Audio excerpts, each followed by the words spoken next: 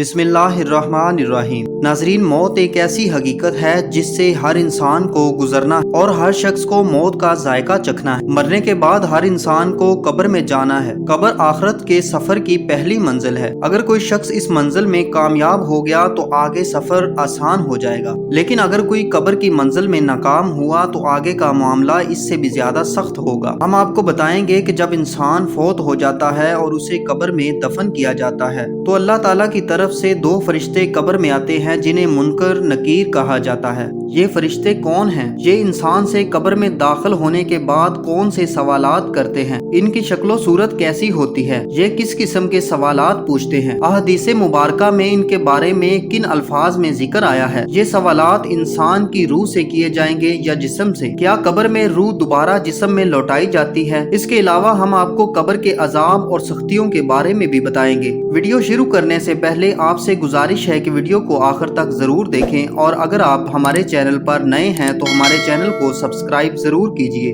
नाजरीन, मैयत को कब्र में दफन किया जाता है और लोग वापस लौटते हैं तो मैयत उनके कदमों की आहट सुनती है। फिर इसकी रूह वापस लौटाई जाती है और इसे बरज़खी जिंदगी दे दी जाती है। इसके बाद मुनकर नकीर नामी दो फरिश्ते आते हैं, उसे बिठाते हैं और सवाल करते हैं, तुम्हारा रब कौन है? तुम्हारा दीन क्या है? तुम्हारा नबी कौन है? अगर मरने वाला मुसलमान हो तो वो इन सवालात का जवाब आसानी से दे देता है, और अगर खुदा न खास्ता काफिर हो तो वो इन सवालात का जवाब नहीं दे पाता।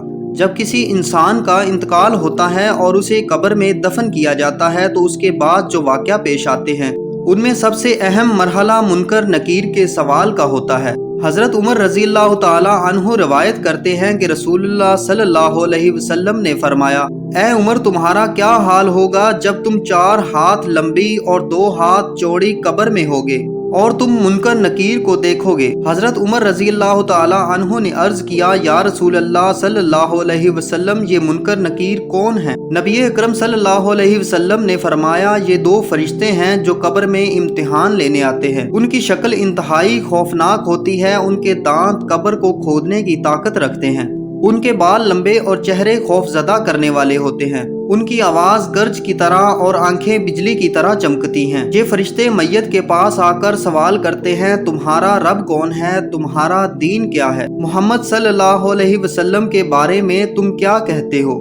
अगर मरने वाला ईमानदार हो तो जवाब देता है, मेरा रब अल्लाह है, मेरा दीन इस्लाम है और मोहम्मद सल्लल्लाहु अलैहि वसल्लम अल्लाह के सच्चे रसूल हैं। ये जवाब सुनकर फरिश्ते कहते हैं कि हमें मालूम था कि तुम यही जवाब दोगे। फिर उसकी कब्र को कुशादा कर दिया जाता है, रोशनी से भर दिया जाता है और उसे कहा जाता है कि आराम से सो जाओ। लेकिन अगर मरने वाला मुनाफिक या काफिर हो तो वो जवाब में कहता है, मुझे कुछ मालूम नहीं। उस पर फरिश्ते गजबनाक हो जाते हैं और जमीन को हुक्म दिया जाता है कि इसे इतना तंग कर दे कि इसकी पसलियां एक दूसरे में घुस जाएं। ये अजाब क़यामत तक उस पर जारी रहता है। रवायत में आता है कि एक मर्तबा रसूलुल्लाह सल्लल्लाहु अलैहि वसल्लम एक अंसारी के जनाजे के साथ कब्र पर पहुंचे। आप सल्लल्लाहु अलैहि वसल्लम कब्र के किनारे पर बैठ गए और सहाबा कराम भी आपके इर्द गिर्द खामोशी से बैठ गए।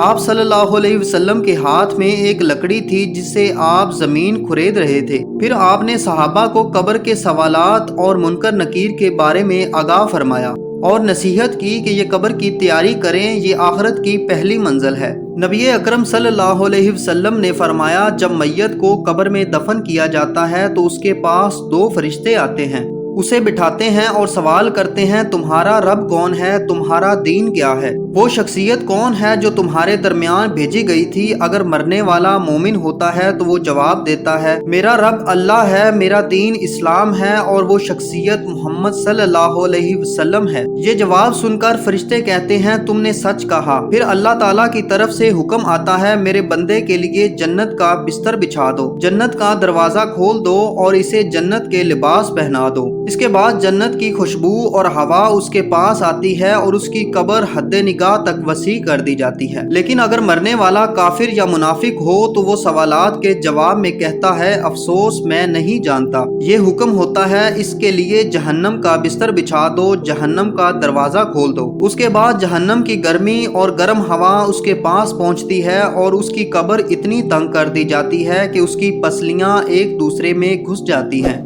نبی اکرم صلی اللہ علیہ وسلم نے صحابہ کرام کو نصیحت فرمائی کہ وہ عذاب قبر سے پناہ مانگے، کیونکہ یہ ایک سخت حقیقت ہے۔ حدیث میں مزید فرمایا گیا کہ کافر کے لیے اس کی قبر کو ایک تنگ گڑھا بنا دیا جاتا ہے اور وہ قیامت تک اسی عذاب میں مبتلا رہتا ہے۔ یہ واقعہ ہمیں اپنی زندگی کی تیاری کرنے اور اللہ کے حضور اعمال صالحہ کے ساتھ حاضر ہونے کی اہمیت یاد دلاتا ہے، کیونکہ قبر آخرت کی پہلی منزل ہے۔ نبی کریم صلی اللہ علیہ وسلم نے فرمایا، جب انسان کو قبر میں دفن کیا جاتا تو ایک ایسا فرشتہ مقرر کیا جاتا ہے جو اندھا اور بہرا ہوتا ہے اور کسی کی فریاد نہیں سنتا۔ اس کے ہاتھ میں لوہے کا ایک ایسا گزر ہوتا ہے جو کہ پہاڑ پر مارا جائے تو وہ ریزہ ریزہ ہو جائے۔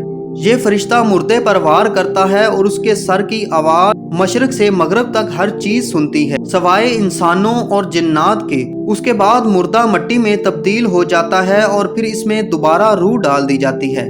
حضرت ابو ہریرہ رضی اللہ تعالی عنہ سے روایت ہے کہ نبی کریم صلی اللہ علیہ وسلم کے ساتھ ایک جنازے میں شریک تھے۔ تدفین کے بعد جب لوگ واپس جا رہے تھے تو آپ صلی اللہ علیہ وسلم نے فرمایا، یہ مردہ تمہارے جوتوں کی آواز سن رہا ہے۔ اس کے پاس منکر اور نکیر آتے ہیں، ان کی آنکھیں تانبے کے بڑے برتن کے برابر اور دانت گائے کے سینگ کی طرح ہوتے ہیں، ان کی آواز بجلی کی گرج جیسی ہوتی ہے۔ یہ فرشتے مردے کو بٹھاتے ہیں اور سوال کرتے ہیں، تمہارا رب کون ہے؟ تمہارا دین کیا ہے؟ وہ شخص کون ہے جو تمہارے درمیان نبی بنا کر بھیجا گیا تھا؟ اگر مردہ مومن ہو تو وہ کہتا ہے، میرا رب اللہ ہے، میرا دین اسلام ہے، محمد صلی اللہ علیہ وسلم اللہ کے رسول ہیں۔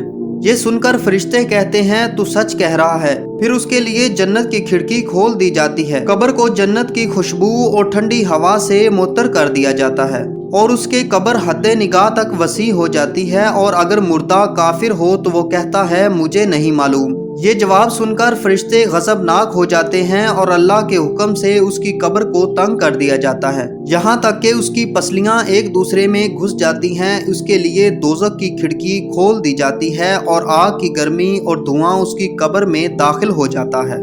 روایت میں ہے کہ مومن سے جب فرشتے سوال کرتے ہیں تو وہ کہتا ہے، مجھے عصر کی نماز پڑھنے دو، سورج غروب ہونے والا ہے۔ فرشتے کہتے ہیں کہ ہم جانتے ہیں کہ تو دنیا میں نماز پڑھنے والا تھا، لیکن پہلے ہمارے سوالوں کا جواب دے۔ پھر مومن کہتا ہے، وہ محمد صلی اللہ علیہ وسلم ہے اور میں گواہی دیتا ہوں کہ وہ اللہ کے رسول ہیں اور حق کے ساتھ آئے تھے۔ جب مومن کی روح قبض کی جاتی ہے تو اسے پاکیزہ اور خوشبودار بنا دیا جاتا ہے۔ اس کی روح پرندے کی شکل میں جنت کے درختوں کے درمیان پرواز کرتی رہتی ہے۔ یہ مومن کی کامیابی اور اللہ کی جانب سے ایک انعام ہے۔ اللہ تعالیٰ کا یہ ارشاد ہے کہ اہل ایمان کو دنیا اور آخرت میں ثابت قدمی عطا کی جاتی ہے۔ مومن کے لیے قبر ایک پرسکون جگہ بنا دی جاتی ہے، اس کی روح کو جسم میں واپس لوٹا کر اسے آرام دیا جاتا ہے۔ قبر میں فرشتے مومن کے ساتھ نرمی سے پیش آتے ہیں اور وہ جنت کی خوشبو اور نعمتوں کا مزہ لیتا ہے۔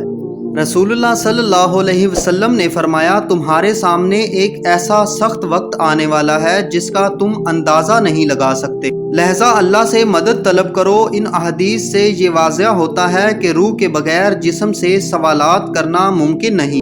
کچھ لوگ یہ سمجھتے ہیں کہ سوالات صرف روح سے کیے جائیں گے، مگر یہ رائے غلط ہے اور صحیح حدیث کی روشنی میں یہ بات باطل ثابت ہوتی ہے۔ یاد رکھیں کہ قبر کا عذاب جو شخص بھی اس کا مستحق ہوگا وہ یہ عذاب چکھے گا، چاہے وہ قبر میں دفن ہو، آگ میں جلایا جائے یا دریا میں ڈالا جائے یا کسی درندے کے ذریعے کھایا جائے۔ اللہ تعالیٰ ہر چیز پر قادر ہے اور اس سے کچھ بھی باہر نہیں، اس لیے ہمیں قبر کے عذاب سے بچنے کی کوشش کرنی چاہیے۔